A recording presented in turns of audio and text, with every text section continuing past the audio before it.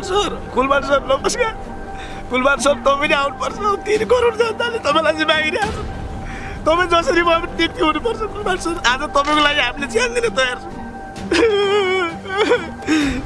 उहाँ रोइरहनु भएको छ। अब जे भए पनि कुलमान सर हजुर भोलिको लागि भोलि मन्त्री भएर हुन्छ कि राजदूत भएर हुन्छ कि अथवा यही पदमा दोहोरिएर हुन्छ नेपालको सेवा गर्नुपर्छ हजुरले।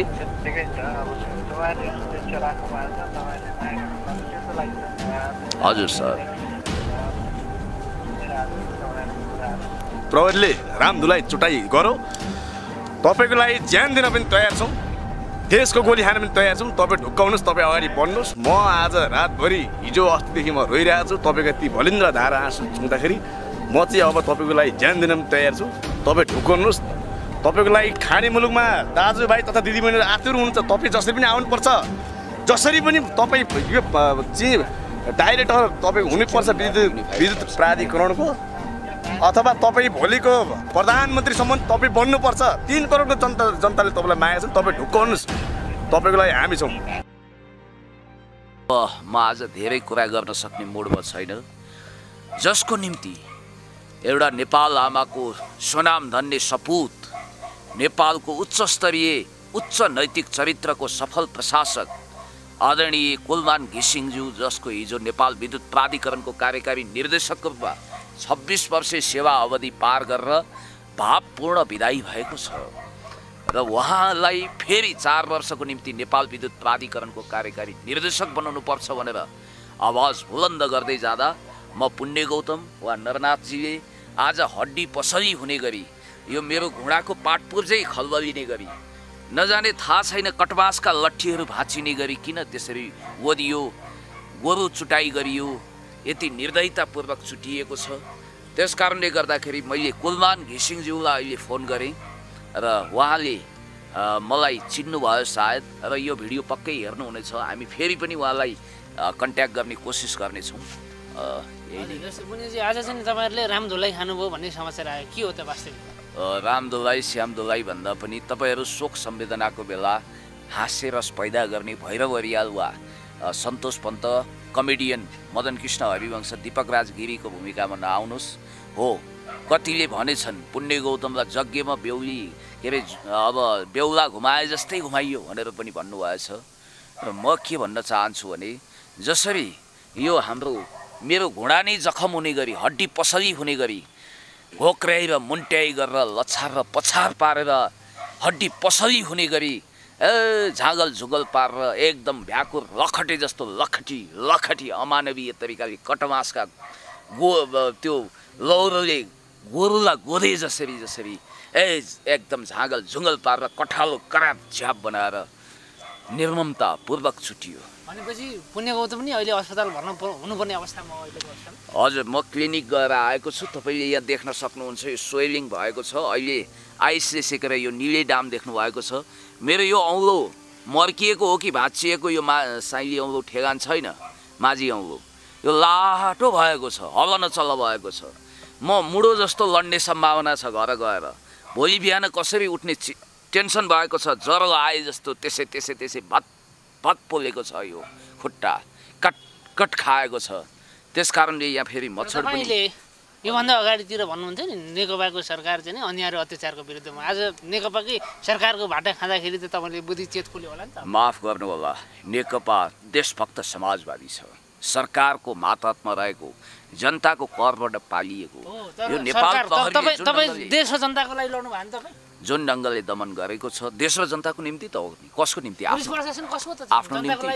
अनि पुलिस प्रशासनले मानवाधिकारको ख्याल गर्नु पर्दैन? लोकतन्त्रको नर्म्स भ्यालुजलाई कदर गर्नु पर्दैन? सरकारको निर्देशनमा कुटै तपाईँलाई आज रामधुलाई गरियो नि त। अनि तपाईँलाई मजा आयो? मलाई अय्या र आत्था भयो हामीलाई। तपाईँलाई वाह क्या बात भन्ने भयो। एउटा स्याललाई हिसार्ने तपाईँले लोककथा सुन्नु भएको छ नि, जहाँ चोट लाग्छ। मजा आयो भनेको छु त पुण्य सर, मैले त भर्सना गरिरहेको छु तपाईँलाई।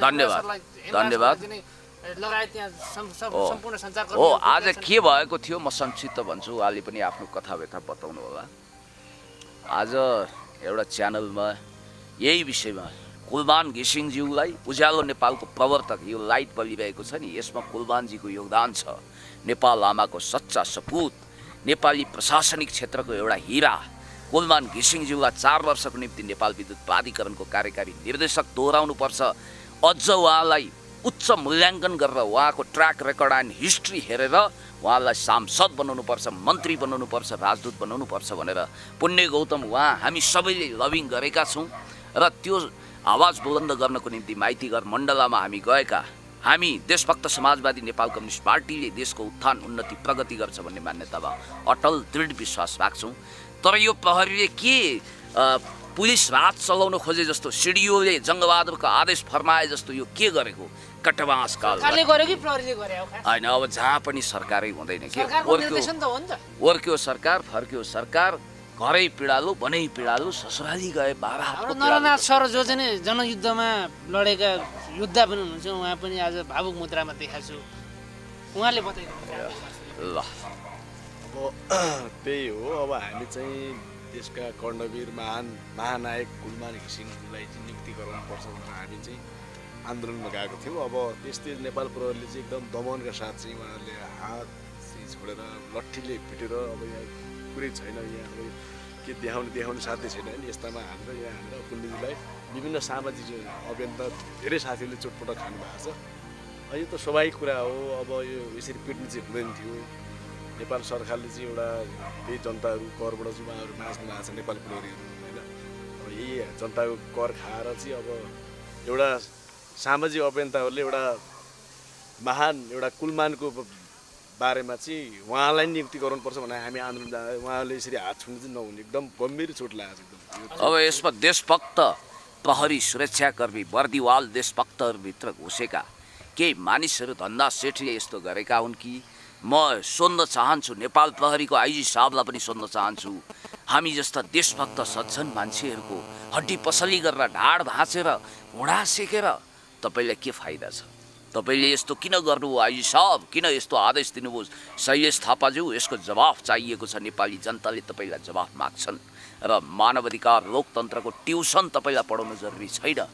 अनि कति साथीले ट्रोल बनाउनु भएछ, पुण्य गौतम के भावी मन्त्री हो, भावी आइजीहरू, भावी डिआइजी एआइजीले बोक्ने भनेर कतिपयले ऊ मन्त्री प्रधानमन्त्री हो भनेर ट्रोल पनि बनाउन, टिकटक बनाउन भ्याउनु भएछ। मलाई यसमा यति मात्रै भन्नु छ कि एउटा मान्छेलाई झाङलाङ र झुङलुङ पारेको छ, खेलौना जस्तो काँधमा बोकेको छ, हटटटटटट गरेको छ, अपमान गरेको छ, खेदेको छ, यसरी त जग्गेमा बेहुलालाई बोक्लान् भन्ने पनि मान्छेले भनाइ भने। अनि यस ढङ्गले पुण्य गौतम जस्तो मान्छेलाई त यसो गरिन्छ, अहिले गरी नथुखैरे कुडा कर्कट झार पत्कर्दा के गरिएला? मलाई आज बडो कष्टको कुरा, आज मलाई एकदम पुरानो दिनको याद आयो। किलो सेराटोको बेला 2055 सालमा म बेपत्ता बनाइएको थिएँ हिरासतमा। त्यतिखेर मेरो परम पूज्य पिताजी रुद्रप्रसाद गौतमले आफ्नो ज्यानको बलिदान गरेर मेरो हरिवंश पुराण नलगाए पनि बुढेसकालमा जन्मिएको कलेजोको टुक्रो जस्तो यो बाबु कहाँ छ, मेरो पिउसो कहाँ छ पुण्य बाबु भन्दै अपहत्या गर्नुभयो। हुन त बुढेसकालको उमेरमा हुनुहुन्थ्यो, सँगै हिँड्दा नाति भन्ठान्थे मलाई बुवाको, र मैले बुवालाई घुमाउनु पर्यो। त्यतिखेर मलाई करेन्ट लगाइयो। यो मेरो अहिले औँला देख्नु भएको छ तपाईँले, मलाई भक्कानु छुट्न खोजेको छ। हृदयमा त्यसै शोक र वेदना जमेर आउँछ। यो 2055 सालको इन्सेकको वर्ष पुस्तकमा पनि तपाईँले हेर्न सक्नुहुन्छ। 55-56 सालको यो हेर्नुहोस् त, यो औँला सारसौँदो छैन, किच्चिक्कै किच्चिएको, यहाँ खत छ, निधार फुटेको छ, आज पनि छातीमा बुट बज्रियो साथी हो। अनि त्यसपछि करेन्ट जिउभरि लगाइयो, निर्ममतापूर्वक चुटिएको थियो। यसको मोल मैले खोजेको होइन। के यही हो न्याय? आज पुण्य गौतम जस्तो मान्छेलाई त ताकी कटबाँसको लट्ठीले हानिन्छ, ताकी छातीमा बुट बजारिन्छ, हड्डी पसली हुने गरी घुँडाका पेच किला रड्किने गरी कुटिन्छ भने साधारण मान्छेलाई आइरे गाइरे नत्थु खैरे कोडा कर्कट झार पत्कर जस्तो मानेर तेलपाल झेलझाल ठेलठाल गर्ने हो कि होइन? म सोध्न चाहन्छु, यो देशभक्त समाजवादी सरकार अन्तर्गत जनताको कर खाएर नुन खाएर तपाईँहरूले जनताको मानु खाएर जनताको सेवा गर्ने कि जनताको ढाड सेक्ने? भन्नुहोस्।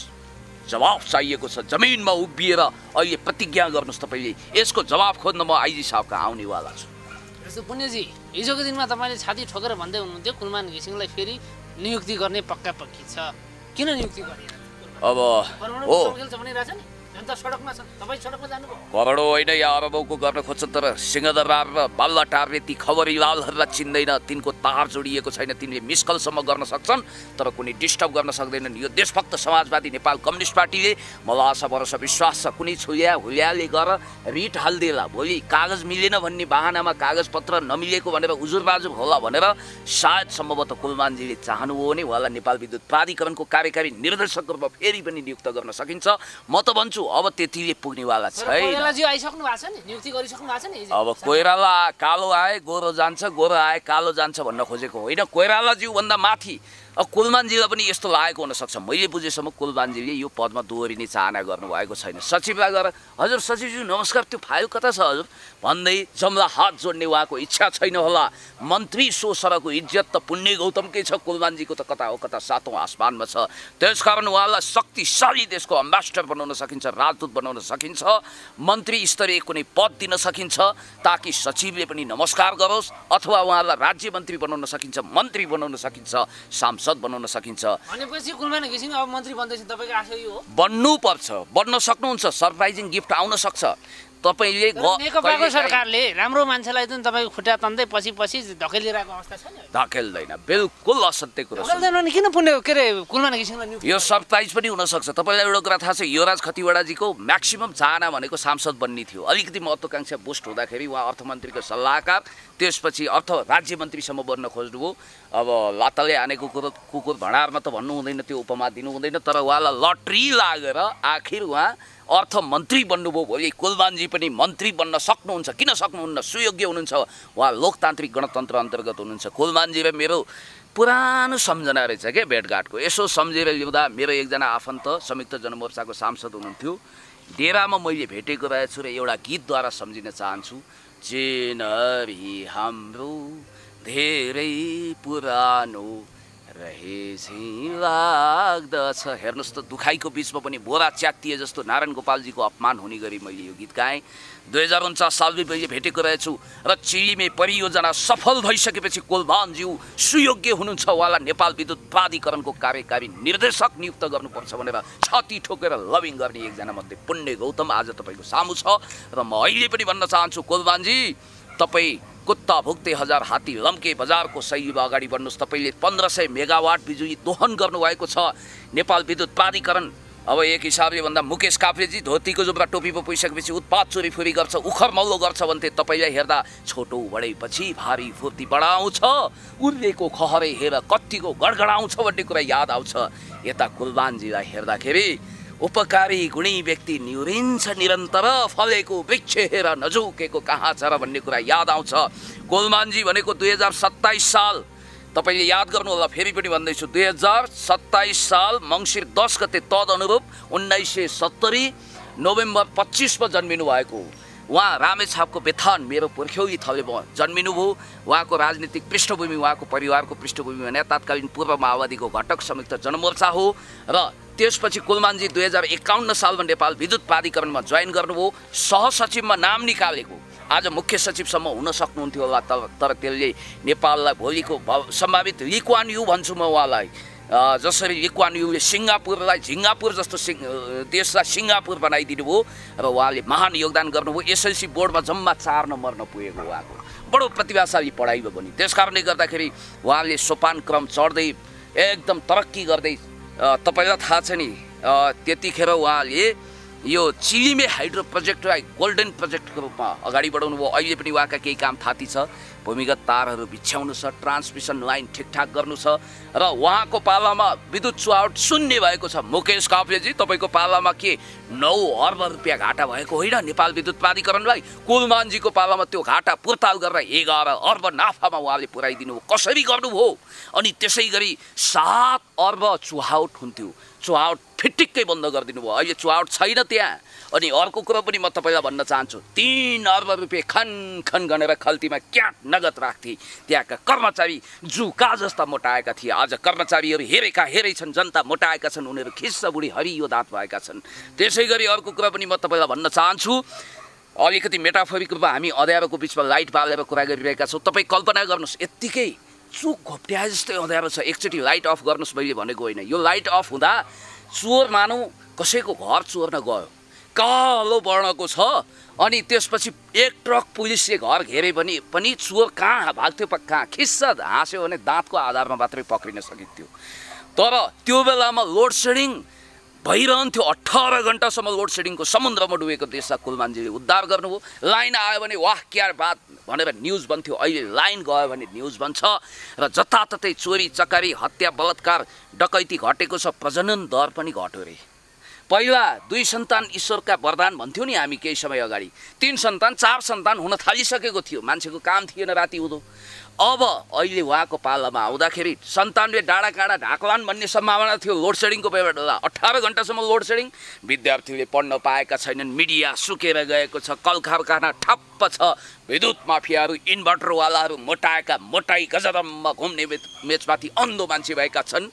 र मुकेश काफ्लेजी तपाईँको म सम्मान गर्न चाहन्छु, तर झुटा कुरा नगर्नुहोस्। कुलमानजीले गरेको महान योगदान सम्झिँदै उहाँलाई कदर गर्नुपर्छ र उहाँलाई नेपाल विद्युत प्राधिकरणमा पुनः कार्यकारी निर्देशकको रूपमा लानुपर्छ र उहाँलाई मन्त्री बनाउनुपर्छ, सांसद बनाउनुपर्छ, एटलिस्ट राजदूत बनाउनुपर्छ भन्ने पुण्य गौतमको जिकिर हो। तर कुलमानलाई हटाउने बित्तिकै फेरि पनि लोड सेडिङको तालिका सार्वजनिक भइसक्यो। अब के हुन्छ? होइन, त्यो नक्कली तालिका मलाई त जहाँसम्म लाग्छ कतै विद्युत प्राधिकरणका कर्मचारीले कुलमानजीप्रति असीम अनुकम्पा राखेर उहाँको भावपूर्ण विदाई भयो। बडो आँसु खसाल्दै उहाँको विदाई हुँदा मेरो आँखा पनि सजल भयो। कुलमानजीले 26 वर्ष यो देशको विद्युत प्राधिकरणको सेवा गर्नुभयो। कतै कुलमानजीलाई ल्याउनको लागि बाठा विद्युत कर्मचारीले नक्कली लोड सेडिङ त गरेका होइनन् जस्तो पनि मलाई लागेको छ। खैर, अब कुनै इन्द्रेका बाबुचन्द्रै कुनै 12 हातको टाँगाले नेपालमा लोड सेडिङ गर्न सक्दैन। कसैले लोड सेडिङ गर्छ भने त्यसको कठालो जनताले कडा च्याप बनाउनेछन्, कडाभन्दा कडा सजाय दिनेछन्। जस्तो हामी नरनाथ सरलाई चाहिँ अघिदेखि भावुक मात्रै देखिरहेको थियौँ, उहाँ रुन थाल्नुभयो कि क्या हो? म चाहिँ कुलमानजी जब रुनुभयो म एकदमै गाह्रो भइरहेको छु। जबसम्म कुलमानजीलाई नियुक्ति गराए तबसम्म म अब केही पनि खान्न। भोलि मन्त्रालय जान्छु, भोलि मन्त्रीसँग गफका कुराकानी गर्छु, ऊर्जा मन्त्रीसँग पनि, र उहाँ एकदम त्यो विदाई हुँदाखेरि रुँदाखेरि मलाई एकदम गाह्रो भइरहेको। त्यही भएर म वास्तवमै एकदम भावुक छिर थियो। मलाई एउटा उठाउँदै लग्यो, घिसाएर लग्यो प्रहरीले। कुलमानजीको लागि चाहिँ एकदम चाहिँ घाउहरू उपहार पाइयो, नियुक्ति गर्नुपर्छ भनेर हामी जाँदाखेरि पुण्यजीलाई पनि घिसाएर पिट्नु, मलाई पनि लानु, मलाई एकदम गाह्रो भइरहेको छ। भोलि मन्त्रालयमा जान्छु, मन्त्रालयमा सिंहदरबारै बढ्नुपर्छ। कुलमानजीको लागि चाहिँ कुराकानी राख्नको लागि भोलि मन्त्रालय जान्छु, छलफल गर्छु एकचोटि। यदि त्यो छलफल उहाँले सुन्नु भएन भने भोलिदेखि कुलमानजीको लागि चाहिँ सदाको लागि आन्दोलन गर्नु तयार छु र रिले अनसन बस्छौँ हामी पुण्य गौतम म एकदम। त्यही भएर भावुक भइरहेको छु। कुलमान घिसिङ भनेको 3 करोडको चाहिँ एउटा ज्वालामुखी हो। कुलमान घिसिङ भन्ने एउटा कर्णवीर महानायक हो। मैले अघि नै भनिसकेँ। कुलमान जब नियुक्ति हुँदैन तबसम्म 3 करोड जनता रोइरहेको छ। मलाई त्यस्तो लागिरहेको छ। म मात्र रोएको होइन, म धेरै यहाँ तपाईँको चाहिँ जापान, अमेरिका, विभिन्न खाडी मुलुकमा दाजुभाइ तथा दिदीबहिनीहरू रोइराख्नु भएको छ। कुलमानज्यूलाई ल्याउनै पर्छ, कुलमानज्यूलाई साथ दिनुपर्छ। हिजो एउटा युवराज खतिवडालाई टिपेर ल्याएर चाहिँ मन्त्री बनाउनु हुने होइन, र आज एउटा सच्चा एउटा चाहिँ कुलमानजीलाई नजिकबाट सरकारले चिन्नु पर्दैन। 4 वर्ष कार्यकाल भयो भनेर उहाँलाई चाहिँ विदाई गर्नु राम्रो होइन नि त। अझै बरु थपिदिए भए यो देशले चाहिँ नयाँ काँचुली फेर्थ्यो क्या। कुलमानजीलाई एकचोटि फोन गर्ने। कुलमानजीलाई म एकचोटि फोन गर्छु, हस् एकचोटि फोन लाउँछु। म एकदम गाह्रो भइरहेछ। यो नाटक होइन, यो एकदम चाहिँ 3 करोडको चाहिँ आँसु बगिरहेछ क्या। 3 करोडको आँसु अहिले बगिरहेछ। कुलमानजी रुनु भनेको नेपाल आमा नि रुनु। उहाँ नेपालको देशभक्त सच्चा सपूत हुनुहुन्छ। एकदम ख्याल ठट्टा गर्न मिल्दैन। उच्च क्वालिटीको म्यानेजर हुनुहुन्छ। सम्माननीय प्रधानमन्त्री केपी शर्मा ओलीलाई पनि भन्छु, भट्टाचार्यलाई ल्याएर मन्त्री पदमा राख्नुहुन्छ। उहाँ चाहिँ एकदम देशको चाहिँ सच्चा चाहिँ एउटा नेपाल आमाका छोरा हुनुहुन्छ। उहाँलाई चाहिँ एकचोटि प्रधानमन्त्रीसम्म बनाउँदा के हुन्छ र? सम्माननीय प्रधानमन्त्रीज्यू देशभक्त समाजवादी नेपाल कम्युनिस्ट पार्टीका व्यक्तित्व कुलमानजीले नि फोन गर्नु भएको छ होइन। ए हजुर, फेरि हामी गरौँ। उहाँले चाहिँ गर्नु भएको छ हजुर। एकचोटि हेर्नु होला है कुलमानजीकै हुनुपर्छ। तपाईँको ब्यालेन्स चाहिँ धोका दिने सम्भावना होइन, यो अर्कै हो होइन। एकचोटि उहाँले नि गर्नुभएको, उहाँले नि गर्नुभएको, टेलिफोनबाट गर्छु भन्नुभएको थियो कि उहाँले। ए हजुर, यसलाई हामी यो गरौँ। म दिनभरि रुँदा मेरो आँसु एकछिन सुकिसकेको छ। कुलमानजीको लागि म ज्यान दिन तयार छु। म अगाडि जान्छ यी पैसा टिकेर अगाडि बढ्छु एकैछिन म डराउँदिन कोभिड-19 को महामारीबाट जोगिन सार्वजनिक स्थल वा कार्यालयमा जाँदा चाडपर्व मनाउँदा सजग भई अनिवार्य रूपमा मास्क फोन गइरहेको छ यो ल्यान्डलाइन हो उतैबाट आएको कतै कोलमानजीको त होइन भन्ने हामीलाई आशंका छ समस्या भएमा हुनुपर्छ होइन रहेछ भने सरी भन्नुला कोरोनाबाट आफू बचाउँ र अरूलाई पनि बचाउँ स्वास्थ्य नै ठुलो धन हो नेपाल टेलिकम राष्ट्रको सञ्चार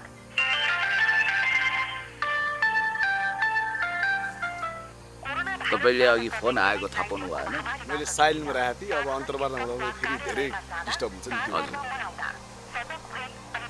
हामी एकचोटि फेरि मोबाइलमा कन्ट्याक्ट गर्नेछौँ नमस्तेमा गर्नु सबभन्दा राम्रो हजुर कुलमान सर सुनिराख्नु होला तपाईँ ढुक्क हुनुहोस् तपाईँको लागि हामी छौँ ज्यान दिन तयार छौँ तपाईँले केही गरी भ्रष्टाचार सरकारले चाहिँ तपाईँलाई नियुक्ति गराएन भने तपाईँ नयाँ सिराबाट अगाडि बढ्नुहोस् हामी छौँ तपाईँको लागि सदाको लागि साथ दिन्छौँ यसलाई फेरि म डायल गर्न चाहन्छु तल्लो जाउँ तल्लो नमस्तेमा जानुहोस् हजुर यो 9851 वाला हजुर नम्बर त सार्वजनिक नगरौँ होला अन्तिममा 74 वाला नम्बर हो यति भनिसकेपछि बोझेलाई इसारा कापी यसलाई लाउडमा लगाउनु होला अघि उहाँ बोलिसक्नु भएको थियो तर आवाजले धोका दियो उहाँले नै उठाउनु भयो हजुर मान्यज्यू नमस्कार हजुर आदरणीय कुलबान घिसिङज्यू सर हजुर सर हामी फोन पाऊँ सर हस् तुरुन्त ल फोन आउँछ एकछिन वेट गरौँ आउट गरौँ हजुर हजुर आदरणीय कुलमान सर नमस्कार हजुर म पुण्य गौतम बोले सर हजुर आज हामी हजुर जस्तो एउटा सुयोग्य एउटा नेपाल आमाको सच्चा सपुत उच्च स्तरीय उच्च नैतिकताको र सफल प्रशासक नेपाल विद्युत प्राधिकरणको कार्यकारी निर्देशकमा पुनः नियुक्त हुनुपर्छ भनेर हजुरको लागि अथवा हजुरको लागि भन्दा पनि देशको एउटा सुयोग्य प्रशासकको पुनर्नियुक्ति माग गर्दै सडकमा आएका थियौँ सर अब म र नरनाथजीलाई एकदम ठुलो यातना भयो एक हिसाबले लट्ठी कुलबान सर नमस्कार कुलबान सर तपाईँ आउनुपर्छ 3 करोड जनताले तपाईँलाई चाहिँ मागिरहेको छ तपाईँ जसरी भए पनि नियुक्ति हुनुपर्छ कुलबान सर आज तपाईँको लागि हामीले ज्यान दिन तयार छौँ उहाँ रोइरहनु भएको छ अब जे भए पनि कुलमान सर हजुर भोलिको लागि भोलि मन्त्री भएर हुन्छ कि राजदूत भएर हुन्छ कि अथवा यही पदमा दोहोरिएर हुन्छ नेपालको सेवा गर्नुपर्छ हजुरले भन्ने मान्यता हामी राख्छौँ सर हजुर सर हजुरले सुनिरहनु भएको छ हजुरको पक्षमा हामीले आवाज बुलन्द गरेका छौँ र म पुण्य गौतम लगायत हामी सबैले हजुर नेपाल विद्युत प्राधिकरणको कार्यकारी निर्देशक रूपमा पुनः देख्न चाहेका छौँ हुन त हिजो यहाँको भावपूर्ण विदाई भयो सर तर पनि कुनै एउटा माध्यमद्वारा हजुरलाई पुनः त्यो पदमा आएको हामी देख्न चाहन्छौँ सर अब तपाईँहरूले जुन हिसाबले हामीलाई चाहिँ शुभेच्छा राख्नुभएको त्यसको लागि धन्यवाद होइन हजुर सर के हो भने अब यो कार्यकारी निर्देशकको पद भनेको सधैँ रहँदैन हजुर सर अब कोही अरू आउँछन् चाहिँ कार्यक्रममा टर्म सकेपछि हिँड्नुपर्छ सबै एकजना व्यक्ति हुनुपर्छ भनेर हामीले भन्यो भने त्यो राम्रो पनि हुँदैन हजुर मैले अब ती बसेर भन्दा पनि अन्त बसेर पनि काम गर्न सक्छ होइन हजुर त्यो भएको हुनाले यसै विषयलाई गरेर अब सडकमा आन्दोलन गर्ने अब तपाईँले बोल्ने कुरा अब तपाईँले शुभेच्छा राख्नुभयो त्यसको लागि त ठिकै छ धन्यवाद छ तपाईँहरूलाई हजुर thank you so much sir तर के हो भने अब सडकमा आन्दोलन गर्ने अब विरोध प्रदर्शन गर्ने त्यो विषय चाहिँ अब मेरो लागि एउटा कार्यकारी निर्देशकको लागि त्यति सुहाउँदैन होइन सर त योभन्दा माथिल्लो पोजिसनमा हुनुपर्छ भोलि मन्त्री हुनुपर्छ अथवा राजदूत हुनुपर्छ योभन्दा माथिल्लो पोजिसनमा आउनुपर्छ भनेर जनताले चाहेका छन् सर सरको योग्यता क्षमताको कदर गरेर ठिकै छ अब त्यो तपाईँले शुभेच्छा राख्नु भएको छ तपाईँले माया गर्नुभएको छ त्यसको लागि धन्यवाद हजुर सर सुनिरहेको छु तपाईँहरूको कुराहरू होइन हजुर त्यो भने हामीले चाहिँ हामीले धैर्य गर्नुपर्छ अब सरकारको विषय भनेको अब सरकारले आफ्नो विधि विधान अनुसार गर्ने कुरा सरकार। हजुर, यो अब देशभक्त समाजवादी सरकारले सरलाई अवश्य पनि न्याय दिनेछ। सरको आवश्यकता अनुसार सरकारले आवश्यकता ठान्यो भने मेरो चाहिँ योग्यता चाहिँ अनुभवलाई अझ पनि आवश्यकता ठान्यो भने गर्ने एउटा माग भयो। हजुर सर। र अब यसैमा भइरहनुपर्छ, गरिरहनुपर्छ, नगरी हुँदैन भनेर जबरजस्ती गर्ने हुँदैन। It's your greatness sir, thank you so much. यता ल्याउनु सर म नरनाथ गौतम भाइ होइन, हजुरको प्रिय आदरणीय भाइ हो। अब तपाईँलाई चाहिँ तपाईँ जसरी पनि के हुन्छ, यो तपाईँको विद्युत प्राधिकरणको डाइरेक्टर तपाईँ प्रमुख हुनैपर्छ। तपाईँ नहुँदा यहाँ तपाईँको खाडी मुलुकका दाजुभाइ तथा दिदीबहिनीहरूले तपाईँलाई पनि एकदम साथ र समर्थन गर्नुभएको छ। हामी यहाँ पनि एकदम चाहिँ यहाँ हजारौँ तपाईँको लागि चाहिँ आज सामाजिक विभिन्न अभियन्ता साथीहरू आज माइती मण्डलमा हामी गएको थियौँ। प्रहरीले रामधुलाई चुटाइ गरौँ, तपाईँको लागि ज्यान दिन पनि तयार छौँ, देशको गोली खान पनि तयार छौँ। तपाईँ ढुक्काउनुहोस्, तपाईँ अगाडि बढ्नुहोस्। म आज रातभरि हिजो अस्तिदेखि म रोइरहेको छु। तपाईँको ती बलिन्द्र धारा आँसु चुँदाखेरि म चाहिँ अब तपाईँको लागि ज्यान दिन पनि तयार छु। तपाईँ ढुक्काउनुहोस्। तपाईँको लागि खाडी मुलुकमा दाजुभाइ तथा दिदीबहिनीहरू आतुर हुनुहुन्छ। तपाईँ जसरी पनि आउनुपर्छ, जसरी पनि तपाईँ यो चाहिँ डाइरेक्टर तपाईँ हुनुपर्छ विद्युत प्राधिकरणको, अथवा तपाईँ भोलिको प्रधानमन्त्रीसम्म तपाईँ बन्नुपर्छ। 3 करोडको जनताले तपाईँलाई मागेको छ। तपाईँ ढुक्काउनुहोस्, तपाईँको लागि हामी छौँ।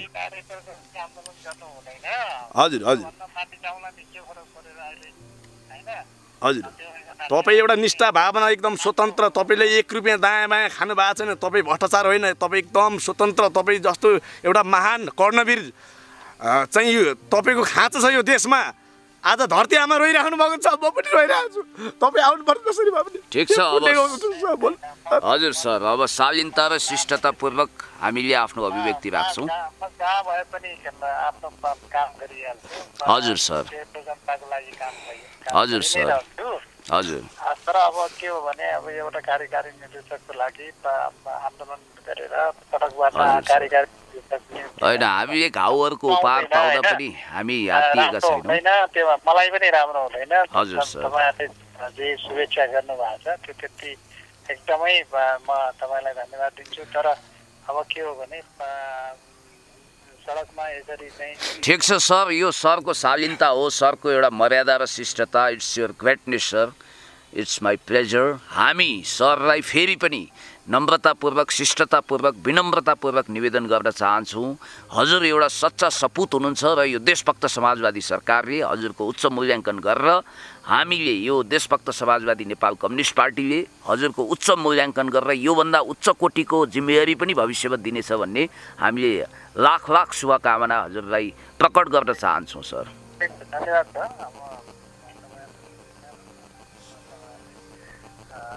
हरेक ठाउँमा चाहिँ राम्रोको लागि बोल्नु, तर के हो भने अब धेरै एक्सट्रिममा चाहिँ सडकमा आन्दोलन भइदिँदाखेरि हुन्छ सर। हस् सर, ल तपाईँ ढुक्काउने। भोलि मन्त्रालय गएर मन्त्रीसँग पनि छलफल गर्छु म, ऊर्जा मन्त्री वर्षमान पुनसँग। ल है त, तपाईँ ढुक्काउनुहोस्। धेरै धेरै धन्यवाद sir, thank you so much. तपाईँलाई ल्याएर हामी छोड्छौँ। हस् हुन्छ सर, हुन्छ, हामी शालीनतापूर्वक गर्छौँ एकदम। ओके, ल wish you all the best sir. ल नमस्कार सर, धन्यवाद। धन्यवाद है हजुर, यहीँबाट तपाईँलाई मुरी नमस्कार है त। हस् सर, थ्याङ्क यू। ओके ल आदरणीय सोनाम धन्ने कुलमान घिसिङज्यू कति विनम्र हुनुहुन्छ, कति शालीन हुनुहुन्छ। उहाँको एउटा म्यासेज के रह्यो भने यो संयोगवश यो मोबाइलले अलिकति हामीलाई साउन्डमा धोका दियो। हामी जहिले पनि प्रविधिमा ठगिएका छौँ र सन्देश के छ भने सायद तपाईँहरूको बुम कडा छ। उहाँको सन्देश के छ भने तपाईँहरूले जो दुःख पाउनुभयो, पिटाइ खानुभयो, त्यसो गर्नुभन्दा पनि आन्दोलन नगर्नु होला। कृपया सकेसम्म आन्दोलन नगरिदिनुहोस्, शालीनतापूर्वक आफ्ना मतहरू भनाइ राखिदिनुहोस् र म प्रति अन्याय भएको छैन र म भविष्यमा धेरै ठुला कामहरू गर्नको निम्ति सोचिरहेको छु। सायद मैले पाएको सूचना अनुसार उहाँ एउटै कक्षामा दोहोऱ्याएर पढ्न चाहनुहुन्न, एउटै ठाउँमा दोहोऱ्याएर आउन चाहनुहुन्न कि चाहनुहुन्छ भने उहाँको सम्मान गरेर फेरि दोहोऱ्याउनुपर्छ र एउटा विलक्षण प्रतिभाशाली मान्छेले सम्भावनाको क्षितिज हेर्दै, जस्तो कि उहाँ अहिले सहसचिव लेभलमा हुनुहुन्छ भने भोलि सचिवले पनि नमस्कार गर्ने लेभलमा जाने उहाँको इच्छा होला।